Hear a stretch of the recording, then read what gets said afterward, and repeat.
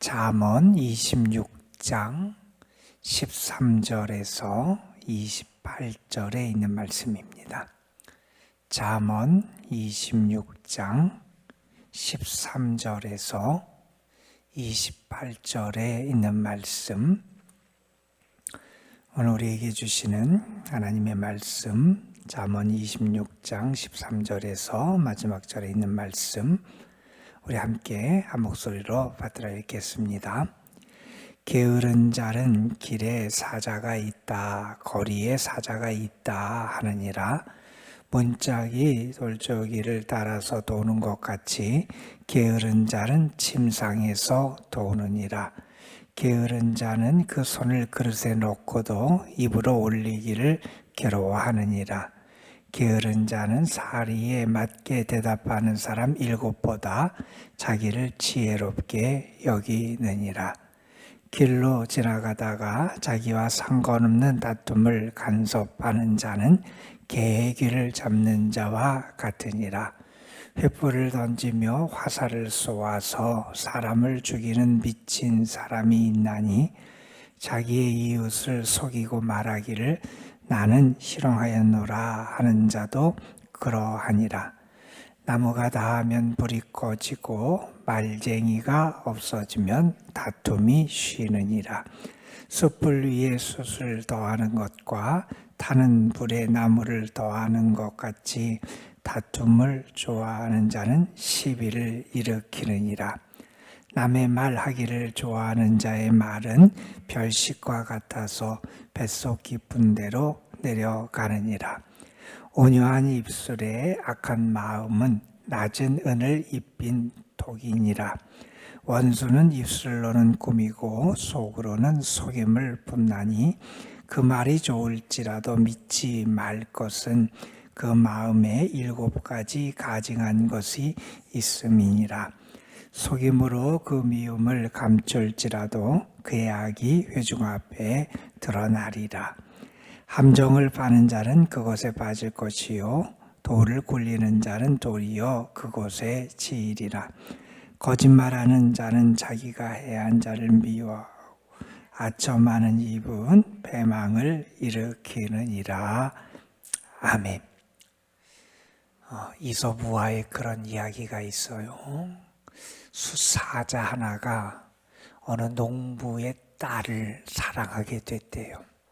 그래서 그 농부를 찾아가서 자기에게 그 딸을 달라고 그렇게 요구를 합니다. 농부 입장에서 어떻게 사자한테 자기의 딸을 주겠어요?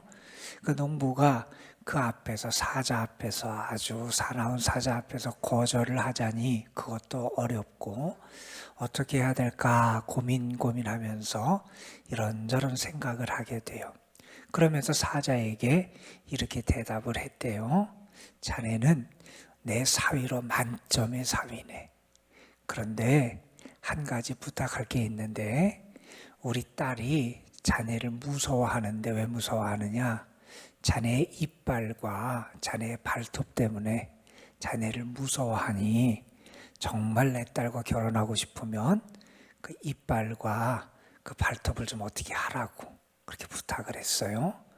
다음 날 사자가 다시 나타났어요. 이빨을 빼고 발톱을 다 빼고 나타났어요. 어떻게 했을까요? 농부가 이제 몽둥이를 들고 사람들하고 같이 그 사자를 잡았대요. 여러분, 우리가 이 세상을 살아가면서 피하고 버려야 될 것 가운데 하나가 뭐냐? 어리석음, 미련함이라는 거예요. 나는 지혜로운 줄 알고 나는 현명한 줄 알지만 사실은 어리석음을 범할 때가 많이 있어요. 오늘 우리가 읽은 이 잠언 26장의 뒷부분에 있는 이 말씀도 지혜자가 버려야 될 것들이 있다는 거예요. 나의 삶에서 멀리 해야 될 것이 있다는 거예요. 그것을 멀리하는 지혜가 있어야 되고 혹시 그러한 것을 행하는 사람이 있다면 그러한 사람을 가까이 하지 않는 것도 그 지혜의 모습이다 하는 거예요. 그런데 그것이 잘못된 것을 알고 그것이 나쁜 것임을 알고도 가까이 하는 사람이 있다면 그 사람은 미련한 사람이고 어리석은 사람이라고 말할 수 있을 겁니다. 이 잠언 26장의 말씀에서 지혜자는 우리에게 여러 가지 권면을 해요. 우리가 정말 지혜롭게 살아가기 위해서 피해야 될 것들이 몇 가지가 있는데, 이런 것들은 우리가 조심하고 자신을 잘 살피면서 살아갈 필요가 있다 하면서 우리에게 권면을 주시는 그러한 말씀이에요. 여기 보면 먼저는 게으름에 대한 경고가 나와요. 게으름의 실상이 어떤지, 그것이 자기에게 얼마나 해로운지를 우리에게 경고해 주는 말씀이 나와요. 여기 보면 참 재미있는 표현이 나옵니다. 게으른 자는 길에 사자가 있다, 거리에 사자가 있다 하느니라. 그러니까 밖에 나갈 일이 있는데도 핑계를 대는 거예요. 저 밖에 사자가 있다는 거예요. 거리에 사자가 있으니 나는 못 나가겠다는 거예요. 그래서 집 밖에도 나가지 않으려고 한다는 거예요. 핑계를 대면서 밖에 나가는 것조차 싫어하는 모습을 보인다는 거예요. 그 다음에 14절 보면 더 재밌는 표현을 해요. 문짝이 돌저기를 따라서 도는 것 같이, 그러니까 문이 있으면 거기에 경첩이 달려 있어요. 그래서 문은 그 경첩, 그 움직이는 대로 돌아요. 그것을 벗어나지 못해요. 그런데 게으른 사람은 어떻게 하느냐? 자기 침상에서 돌아요. 침상에서 이렇게 누웠다가 저쪽으로 돌았다가 이렇게 하면서 그렇게 자기 침대를 벗어나지 못하는 게, 그게 바로 게으른 자의 모습이다 하는 거예요. 예전에 들었던 이야기 가운데 방학 때 우리 학생들은 호떡이 된대요. 왜 호떡이 되느냐? 엄마가 와서 깨워서 다시 뒤집어줘야 이렇게 뒤집어지고, 이렇게. 그러면 그 게을러진다는 거예요. 여기 지금 게으른 사람에 대해서 그런 얘기를 합니다. 게으른 사람은 자기가 나갈 일이 생겨도 핑계를 대고 나가지 아니하고, 또한 게으른 사람은 자기 침상을 벗어나지 않고 거기서만 왔다 갔다 빙글빙글 돌면서 그 안에 머무른다는 거예요. 그 다음에 15절에 보면 이런 말까지 합니다. 게으른 사람은 어떻게 하느냐? 그 손을 그릇에 놓고도 자기의 먹을 것을 입으로 올리질 못한다는 거예요. 정말 게으르죠. 이런 모습이 나와요. 그러면서 16제는 심지어 이렇게까지 생각한다는 거예요. 자기가 사리에 맞는 대답을 하는 사람 7보다 다 자기가 더 지혜롭다고 생각하는 거예요.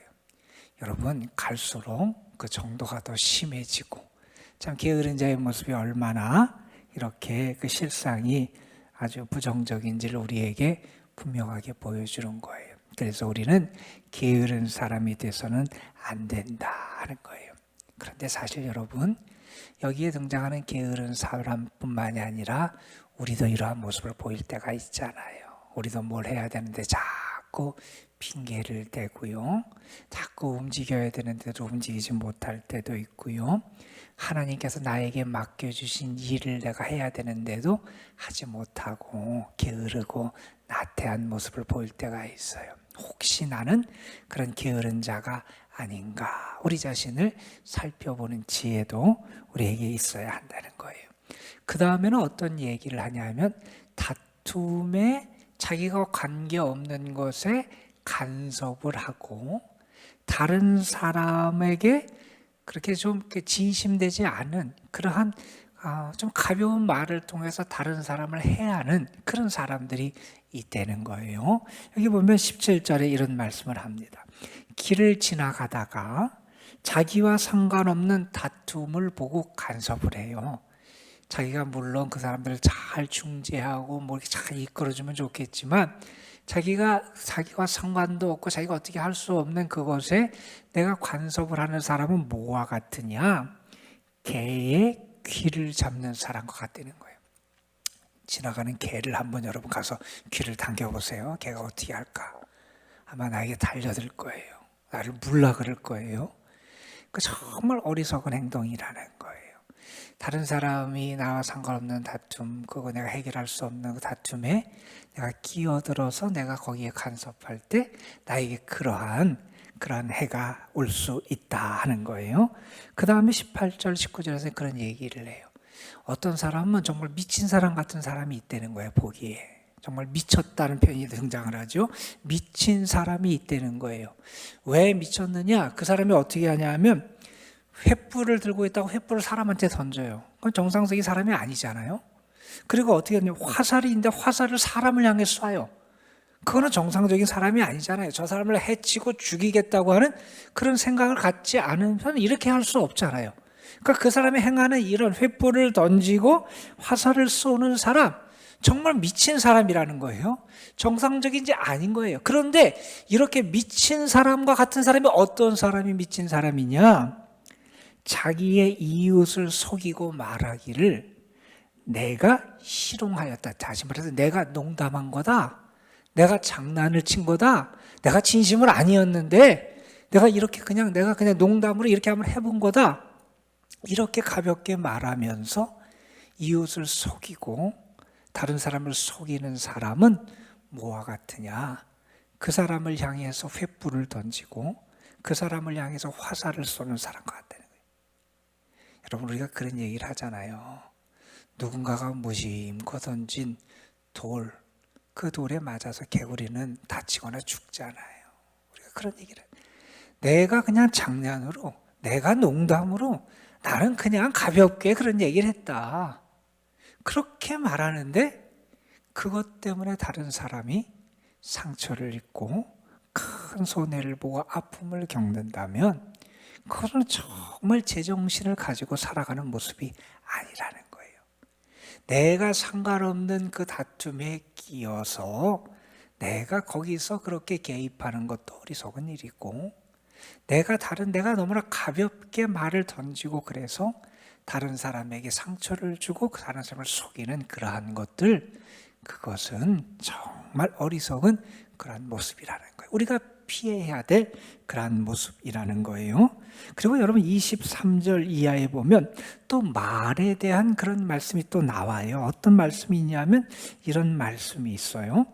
온유한 입술에 악한 마음은 낮은 은을 입힌 톡이니라, 이런 얘기를 해요. 무슨 얘기냐면 지금 속이는 거예요. 말로 다른 사람을 속이는데 어떻게 하냐면 입술은 아주 온유하고 부드러워요.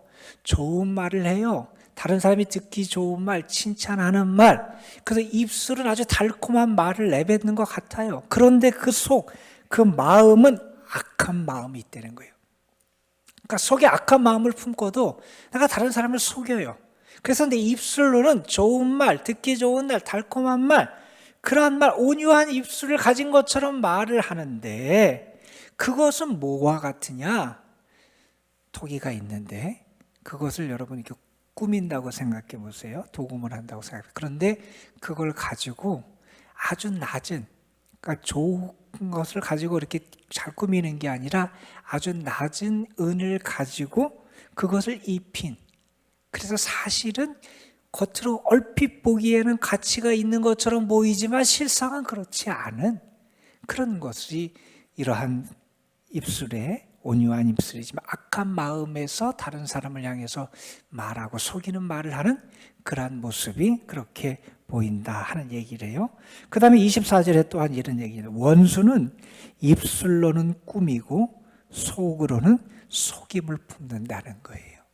속은 악한 생각, 속임수를 가지고 있고 입술로는 무언가를 다른 사람을 칭찬하고 인정해 주는 것처럼, 그리고 그 사람에게 좋은 이야기를 하는 것처럼 그런 말을 한다는 거예요. 그래서 이렇게 말합니다. 그 말이 좋을지라도 믿지 말라는 거예요. 그 마음에 악한 것이 가득하다는 거예요. 그 악한 마음에서 그렇게 하는 말, 거기 넘어가서는 안 된다는 거예요. 그런 말을 하는 사람이 있다는 거예요. 그래서 26절에 이렇게 말합니다. 속임으로 그 마음을 감출지라도 그의 악이 회중 앞에 드러나리라. 결국에는 다 드러나게 돼 있다는 거예요. 그래서 내가 다른 사람을 향해서 내가 가벼운 마음으로 혹은 농담을 했든지 내가 어떤 장난삼아 했든지 가벼운 마음으로 해서 말을 해서 다른 사람에게 상처를 주는 것도 참 어리석은 일이고, 내 마음에 악한 마음을 품고 내가 다른 사람에게 듣기 좋은 말, 꾸미는 말, 온유한 입술을 가진 것처럼 좋은 말을 하는 것처럼 그렇게 하는 것도 사실은 그 악한 것이 다 드러나게 되어 있는 어리석은 행위라는 거예요. 이런 것을 우리가 조심할 필요가 있다는 거예요. 그런 행위를 하는 사람은 어리석은 사람이고 그것이 결국 어떠한 모습을 드러난다는 것이 우리에게 분명하다는 거예요. 또한 어떤 사람이 있느냐? 다툼을 일으키는 사람이 있다는 거예요. 20절, 21절, 22절에 보면 그런 얘기를 합니다. 어떻게 다툼을 일으키느냐? 말을 해서 다툼을 일으키는 사람이 있다는 거예요. 여기 보면 그런 표현이 나와요. 여러분, 나무가 타고 있어요. 장작 같은 게 타고 있어요. 나무를 더하면 불이 계속 탈 거예요. 그런데 나무가 없어지면 불이 꺼질 거예요, 점점. 나무가 사라져서 없어서 나무가 다하면 불이 꺼지는 것처럼 20절에 보면 말쟁이가 없어지면 다툼이 쉰다 이런 표현을 썼어요.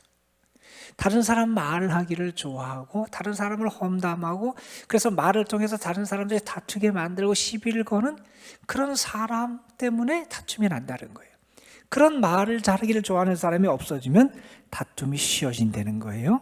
그래서 그런 사람들은 마치 숯불 위에 숯을 더하는 것과 타는 불에 나무를 더하는 것처럼 그렇게 다른 사람에게 그렇게 시비를 걸고 그 다툼을 유발하는 그러한 일을 한다는 거예요.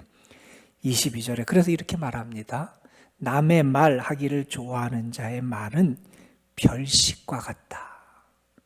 그래서 내가 맛있어 보이고 우리가 다른 사람 험담하는 말이 우리가 거기에 더 혹하게 넘어가고 막 그러잖아요. 우리를 그렇게 말이 다른 사람과의 관계나 다른 사람을 험담하고 다른 사람과의 관계에서 다툼을 일으키고 하는 그런 부정적인 영향을 끼칠 수 있다는 거예요. 그렇게 말을 통해서 다툼을 일으키고 다른 사람을 험담하는 것, 그것도 어리석은 모습이라는 거예요. 자, 그래서 여러분 오늘 말씀 27절, 28절에 보면 결국 이렇게 악한 것을 꾀하는 것의 결국이 어떻게 되는지를 우리에게 보여줘요. 나는 나를 속이는 것 같아요. 겉으로는 이렇게 하지만 내 속에 있는 마음을 드러내지 않는 것처럼 나를 속이는 것 같고 그래서 내가 무언가를 이룰 것처럼 결국에 보일지 모르지만 그 결국은 어떻게 되느냐? 27절, 28절에 그렇게 말합니다. 함정을 파는 자는 결국 그것에 빠지게 된다는 거예요.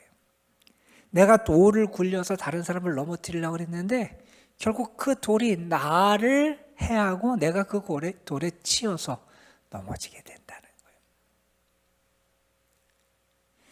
어떤 한 아버지로부터 많은 유산을 넘겨받은 아들이 있었어요. 탕진을 하고 그 유산을 다 써버렸어요. 그리고 남은 게 외투 하나밖에 안 남았어요.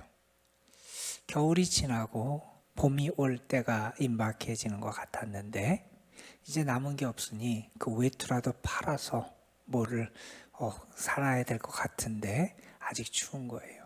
그러던 어느 날 제비 한 마리가 날아온 거예요. 제비가 뭐를 가지고 오죠? 봄 소식을 가지고 오잖아요. 그래서 생각했어요. 야, 봄이 왔구나. 그리고 자기 외투를 팔았어요. 그런데 얼마 후에 다시 찬바람이 몰아치고 추위가 왔어요. 그 제비가 얼어 죽었어요. 철을 모르고 일찍 찾아온 그런 제비였어요. 그 죽은 제비를 보면서 이 사람이 탄식했대요. 너는 나까지도 망하게 하는구나. 그런데 여러분, 사실 본인이 어리석었던 거잖아요. 내가 어리석어서 그렇게 됐는데 그걸 모르는 거예요. 우리는 지혜로운 신앙인이 돼야 돼요. 무엇이 옳고 무엇이 그런 줄 알아야 되고 일의 결국이 어떻게 되는지를 알아야 돼요. 당장 눈에 보이고 당장 눈에 유익한 것 같고 당장 이게 편한 것 같은 그것을 추구해서 살아가는 사람이 아니라는 거예요. 그 결국이 어떻게 될지를 바라보고 신중하게 지혜롭게 하나님이 기뻐하시는 것을 찾아가면서 살아가는 사람, 그게 지혜로운 신앙인이잖아요. 오늘도 여러분의 삶의 모습을 통해서 지혜로운 신앙인의 삶의 모습이 나타났으면 좋겠고요. 게으름에 빠지고 말로 다른 사람을 넘어뜨리고 그리고 말로 속이고, 그래서 결국 여기에 있는 말씀처럼 내가 함정을 받지만 함정에 빠지는 어리석은 자, 내가 돌을 굴렸지만 결국 그 돌에 걸려서 내가 치이고 망하는 자가 아니라 오히려 내 삶이 더 든든하게 세워지고요, 내가 하나님의 은혜 가운데 살아가고요, 또 나를 통해서 하나님의 사랑과 은혜를 나누면서 선한 영향력을 끼치며 살아가는 주님의 사람들이 되시기를 간절히 소망합니다. 여러분, 주님이 이 땅에 오셨잖아요. 우리를 살리기 위해서 오셨잖아요. 우리를 사랑해서 오셨잖아요. 우리를 회복시키기 위해서 오셨잖아요. 우리가 주님을 맞이하고 기다리는 이 절기에 여러분이 주님의 사랑과 은혜를 받은 사람처럼 여러분을 통해서 오히려 선한 영향력이 나타나야 되고 선한 열매가 나타나는 그런 은혜가 있기를 주님의 이름으로 축원합니다. 기도하시겠습니다. 아버지 하나님, 매서운 추위가 계속되고 있는 그런 날, 그러나 저희들이 하나님 전에 나와서 먼저 하나님을 만나고 하나님의 뜻을 살피고 하늘의 은혜를 구하며 우리의 한 주간의 삶, 일상의 삶을 시작할 수 있도록 인도해 주심에 감사를 드립니다. 우리에게는 하나님의 은혜가 필요합니다. 하나님이 주시는 지혜와 능력이 필요합니다. 우리는 하나님의 사랑이 필요한 하나님의 사람들입니다. 아버지 하나님, 주님을 바라보고 의지하며 주의 은혜를 구하는 이들을 친히 만나 주시고 찾아와 주시고 저들의 손을 붙잡아 주시고 저들의 부르짖음에 귀를 기울여 응답해 주시고 하나님의 선하심과 능력을 나타내 주시기를 간절히 바라옵고 원합니다. 그래서 우리가 주님 안에 있음을 기뻐하게 하여 주시고 주님과 함께 살아감을 감사하게 하여 주시옵시고 주님께 사랑받음, 주님의 놀라운 구원의 은총을 받은 자답게 그 은혜 안에 감사하며 살아가는 저희들이 되게 하여 주옵소서.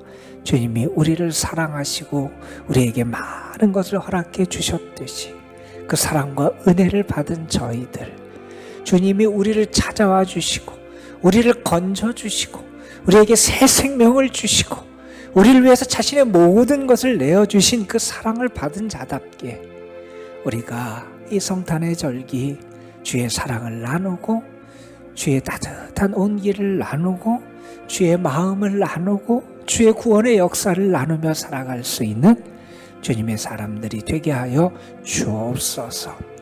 당장 눈앞에 보이는 좋아 보이는 세상의 것을 따라가는 어리석은 자 되지 않게 하여 주시고 내가 겉으로 꾸미고 속여서 악한 것을 감출 수 있다고 착각하지 말게 하여 주시고 내가 다른 사람을 해하려고 함정을 파면 결국 그 함정에 내가 걸려 넘어진다고 하는 엄연한 진실을 저희들이 바라볼 수 있게 하여 주시고 그래서 더 지혜롭게 분별하고 바른 길을 걸어가고 믿음의 사람다운 선한 열매를 맺으며 선한 영향력을 끼치며 살아가는 저희의 삶이 되게 하옵소서. 오늘도 주님 앞에 나와서 기도합니다. 주님의 은혜를 구하고 주님이 우리를 이끌어 주시기를 원하고 주님의 사랑과 자비하심이 우리의 삶에 넘쳐나기를 소망하고 오늘도 연약한 나를 도우시고 사랑하시는 하나님의 긍휼하심이 풍성히 임하기를 간절히 소망합니다.